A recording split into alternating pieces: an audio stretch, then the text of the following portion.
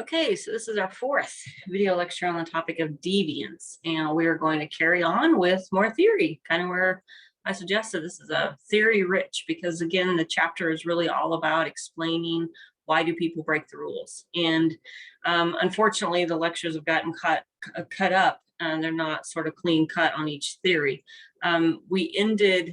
We started the last lecture by talking about micro symbolic interactionism and moved into functional, and I want to carry on with functional theory. Keeping in mind, remember that functional theory explains all social phenomena, that they serve a purpose, they serve a social function. So again, the question is, what's the function of declaring something deviant? What's the function of deviance itself? What's the function of why do people break the rules? Because functional theory says it must do some good to break the rule. It must benefit society somehow. And then, so both the behavior, the deviant behavior, and the process of declaring something as deviant, what function do they serve? Okay, so a few more specifically named theories. We have one called strain theory, and this should kind of sound like a theme, but what strain theory says is that we strive for those cultural goals, status, wealth, relationship, whatever our culture values. But when we can't get them, or when we have trouble accessing them through what would be considered institutional means, and so those are like the socially sanctioned, typical expected path, this creates frustration, and this frustration or strain. And then what happens is we redefine for ourselves what our own goals are. So let me give an example. Again, the example of we want material wealth, we want professional status, we want positive regard from people. Typically, we would get that by going to school, getting a job, showing up on time. We would get promoted, we would get positive regard, so those are your institutionalized means, your education and your employment. But for whatever reason, and we'll talk more about what some of those reasons are in next chapters, those barriers, that access is blocked and we're not able to get it. So I'm sure you all know somebody who, worked hard and yet were constantly overlooked and not given a promotion, or you just thought, like, why did that person get promoted instead of that person?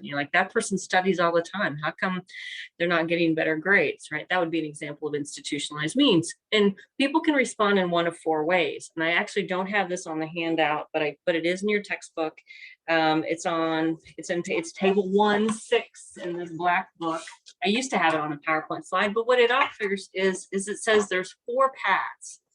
And those paths are innovation, ritualism, retreatism, or rebellion.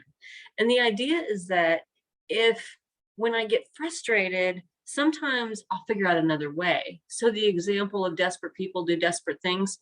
If I'm trying to get social status and material comfort and I can't get a job, maybe I'll resort to selling drugs or prostitution or being a con artist, right? I've accepted the goal of social status, but I figured out another way, right? Because those institutional means aren't working. That's an innovator. A ritualist is somebody who's like, they still want the ultimate goal, but so they reject the goals, but accept the path. So these are the people, your textbook describes them as the school teachers who are burnout, right? They know they have to go to work. They get up and go to work, but they really kind of given up, right? They just go through the motions. They're pretty miserable people because they just do what they have to do, but they feel no goal of contributing to society. They just go through the motions. The third one is the retreatist. And the retreatists are ones that both reject the cultural goal and reject the means. So your book uses the example of monastery and nuns are good examples of retreatists. These are people that maybe choose to live under the bridge because the goal is material comfort and the means would be get a job. And they're like, to heck with both of those. They just live under a bridge. None of that stuff really matters to them, right? They don't, the goals or the means. And then the fourth one, these are the rebellion. And what the rebellious people do is they seek to replace both of those. So they have their own set of goals. What's the example that your textbook, they talk about revolutionaries are good examples of rebellion, right? Because instead of the goal being, say, material comfort, maybe for them, the goal is, I'll be a good missionary. And instead of the means being a job, maybe their means is stealing from the rich, right? So their goal is to do good. And the way they do good is by replacing it with other means. All of these are considered socially deviant because the idea being that they have rejected the typical, the assumed goals of life, and they've rejected the assumed path to get there, and they've come up with something different. And that's what deviance, remember, deviance is about doing different.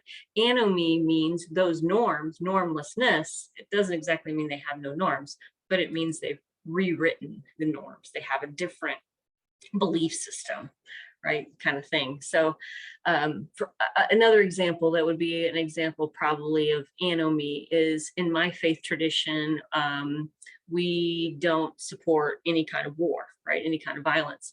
And I had an acquaintance, or no, she was a friend. She was a church friend of mine, and they would intentionally keep their wages low so that they didn't have to pay income tax.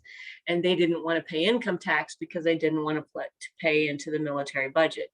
So in our culture, why would you work for so little money, right? That's like, we're always supposed to want more money, but they had rejected the goal, which was wealth. And they continued to work, right? So they accepted the institutional path, but they had redefined what their goal was. I think that's a fair example. Okay, hope that makes sense. A couple other theories, a couple other words for basically the same thing. And the thing is why do people break the rules? One is called illegitimate opportunity structure. And again, these are just fancy words that explain something you already know. The idea is that those institutionalized paths, the school, the job, the promotion, that is an opportunity structure. That's a structure of opportunity. So how you get where you're going in life, right? That's your structure of opportunity. When you go to school and you get a legitimate job and you pay taxes, that is the legal, the legitimate, the acceptable path. And all of us here have access to that legitimate path. So we're on that path. But if you don't have access to that, again, for whatever reason, you may find that you have opportunities in an illegitimate. So an example might be that your cousin says to you, or this old teenager on the neighborhood says, hey, why don't you deliver this package for me, on the other side of town, and I'll give you $100. Just don't ask what it is. Don't speak to anybody, right? And maybe you're running drugs or running guns or something, right? That's an example of illegitimate. Gangs are perfect examples of illegitimate opportunity structures. There's a great TED Talk actually where it talks about this, how the structure of a gang is the same as the structure of McDonald's, right? In McDonald's, the lowest status workers are on the front lines. They're the ones ringing you up. The higher, same way with drug dealers, right? They're the ones who are actually handing over the dime bags. The higher status workers, the owners, they're way in the back. You may never see them. A typical McDonald's employee may never see the owner of that McDonald's, right? They're further away. How do you get to be further in the back? You work your way up. Same thing with gangs. It's an opportunity structure. But one is legal and legitimate. One is illegal and illegitimate. Okay, another one is white collar crime. So I don't even know if this is in your textbook. I should double check that it's still in, that it still is in textbooks. But what this is a difference between what we might call corporate crime and organized crime. Corporate crime is criminal breaking of the rules that is done under the umbrella of a legitimate organization, right? So like tax fraud is an example of corporate crime, or sometimes white collar crime, because you're working within a legal business, but you're doing something illegal and you're getting money for it. Organized crime can be both legal and illegal. Gangs are a form of organized crime, but so are businesses. When you have, I don't know, maybe if you ever watched Sons of Anarchy, right? They had a legitimate business, which was a strip club, I think it was, and they were using the profit, or even Breaking Bad, right? He had the legitimate car dealership or car wash, and he's using the car wash to clean illegitimate money. So that is organized. There's a couple different enterprises. You have the chicken, you have the chicken restaurant, and you have Walter White, right? Both of them have legitimate companies, but they're doing, and they work together to do an illegitimate or an illegal thing. Overwhelmingly, there is more money uh, that is stolen or created or generated illegally in corporate crime, way more than in violent property crimes, right? So we say that the crime in the suites versus the crime in the streets. Crime in the streets is usually, no, not usually, is perpetrated by people who are lower down on the social hierarchy, right? Poor people, low level criminals are the ones who are doing what we would call public crime. So crime in the suites, corporate rich people crime, is done in private. It's done, on compounds in other countries. It's done behind closed doors, where poor people, property crime, running the, selling the drugs, delivering the guns, right, kidnapping the people, that's done in public spaces, right? It's done at the park or on the streets, or it's more visible. So, and we'll talk more about that when we get to conflict theory. I will stop right here with that. And when we come back, we'll talk about conflict theory.